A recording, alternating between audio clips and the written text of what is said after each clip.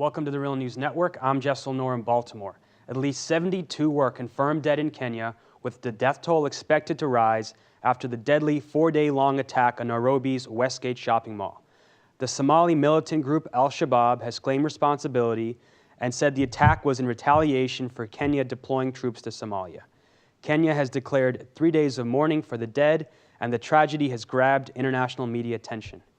Now joining us to discuss what happened in Kenya and give us some context behind the attack is Samar El-Balushi. She's a doctoral student in anthropology at Yale. Her recent piece is Kenya's Westgate Mall Attack and the Politics of Spectacular Violence. Thank you so much for joining us. Thanks for having me. So Samar, let's start off by just getting your reaction to these horrific, tragic events that recently unfolded in Kenya. Sure. Yeah, I was incredibly shocked when I first heard of the news, most immediately because I was one of those foreigners who would frequent Westgate Mall during the time that I've spent in Nairobi. So, the images that I was seeing across the screen were images that were incredibly familiar to me, places that I would frequent, and my mind immediately jumped to the friends that I have met and made in Kenya who may have been affected by that violence. I think the second thought that crossed my mind was, to a certain degree, a lack of surprise, you might say, because there's so much talk about security and there's so much fear that is palpable among Kenyans, especially in a place like Nairobi, especially in places like this, where the presence of security actors is visible. So every time you walk into a space like that, you're kind of reminded of the possibility that something might happen to you. And so these tragic events have gripped the media's attention. International press has been all over it. But what hasn't been discussed in this case, what's often not discussed in incidents like this, is kind of the context and the background, and kind of asking some of the tough questions as in why this might have happened and what are the events that led up to it. Can you give us a little background and context? Sure. I think what the events of this past weekend really demonstrate is what has been a role that Kenya has played in the war on terror in a relatively invisible way. It's been an unseen front in the war on terror. And in the past, it's really been in the last 10 or so years that the Kenyan government has arisen as a prominent partner of the US government in its war on terror. We can go as far back as 1998 when the embassy bombings took place in Dar es Salaam and Nairobi, and then in 2002 there was an attack on a hotel in Mombasa.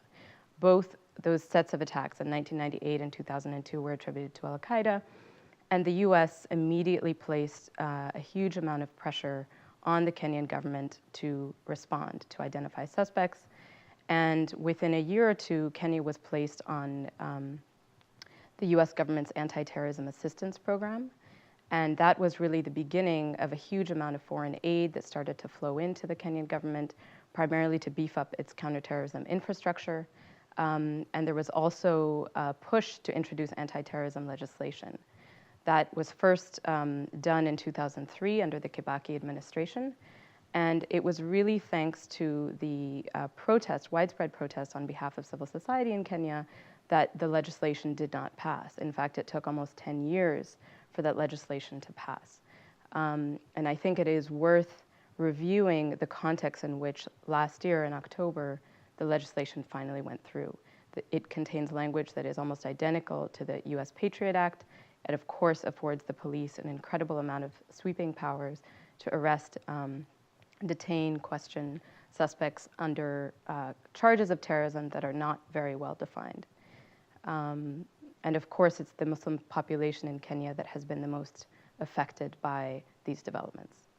And so there's fear among some advocates that the Muslim population in Kenya will be targeted even more after this, in the aftermath of these attacks. Absolutely. And to give just a little bit of context that might help us anticipate what we can see going forward, even without the passing of that legislation, the Kenyan government set up an anti-terrorism police unit that began to go about sweeping neighborhoods, identifying suspects, often lacking much evidence at all, detaining people and in some cases disappearing them. And in most recent years, we've seen actually a rise of extrajudicial killings. But there are a couple very important years that I want to highlight here. The first is 2006, 2007, immediately following the Ethiopian invasion of Somalia. And at that time, you had thousands of people flowing across the border from Somalia into Kenya in seek of refuge. And the Kenyan government, together with the United States, the Ethiopian, Somali government, and other allies, swept up at least 100 people who were renditioned first to Somalia and then to Ethiopia. Over time, some of them were released after months of questioning and torture by a number of authorities. And I want to emphasize that this is really a transnational regime of counterterror that really came to the fore at that period because it wasn't limited to the actors I've just mentioned. Some of the people were interrogated by Pakistanis, by Italians, by Libyans. So this truly is a transnational project. But that was really the first indication of the extent to which people were being affected by counterterrorism, by the discourse and by the practice of counterterrorism. The next important year, I would say, was 2010 in the wake of the Kampala bombings, the World Cup bombings in Kampala. And after that happened, again, you saw cooperation between the Kenyans, the Americans, and other governments to identify and rendition up to 20 suspects to Uganda. 12 of them were Kenyan citizens, and 7 of them remain in jail today in Uganda without charge and without a trial date set. And finally, Al-Shabaab, which is an al-Qaeda-linked militant group based in Somalia, they've said the attacks were in retaliation for Kenya's role in Somalia, which has been a focal point for the war on terror. In Jeremy Scahill's Dirty Wars book and film, he traveled there and kind of documented the role of special forces and other U.S. involvement in Somalia. What has Kenya's role been? So Kenya really emerged to assume a prominent role in Somalia in particular 2 years ago when it invaded. It was in October of 2011. And the government stated that its objective at the time was to quell al-Shabaab and its operations primarily in southern Somalia. The claim was that a number of foreigners had been abducted by al-Shabaab in the northern parts of Kenya.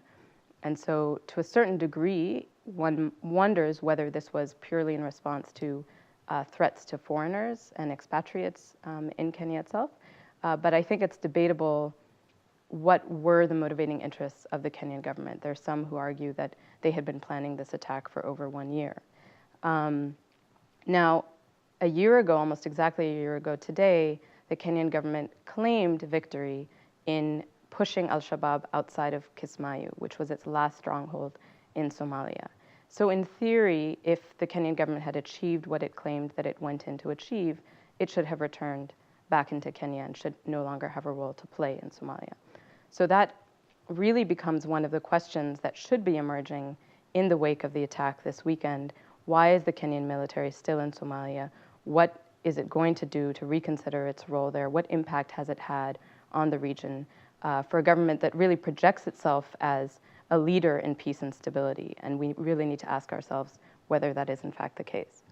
And groups like Human Rights Watch have documented indiscriminate shelling carried out by forces backed by Kenyan troops. Yes, so just to give a little bit of context, the Kenyans were incorporated into the African Union peacekeeping forces after they intervened. Now that very fact is an interesting one because technically their invasion was illegal according to international law. It was not declared as such, and in fact the UN Security Council effectively sanctioned that intervention by saying, we would now like to incorporate you into our peacekeeping force. Now, Human Rights Watch is one among a few who have documented abuses by the African Union peacekeeping forces as a whole. Among them, you have the Kenyans, you have the Ugandans, and there are unfortunately quite a few incidents of abuse against the Somali civilians by the peacekeeping forces. Samara El-Balushi, thank you so much for joining us. Thanks for having me. Thank you for joining us on the Real News Network.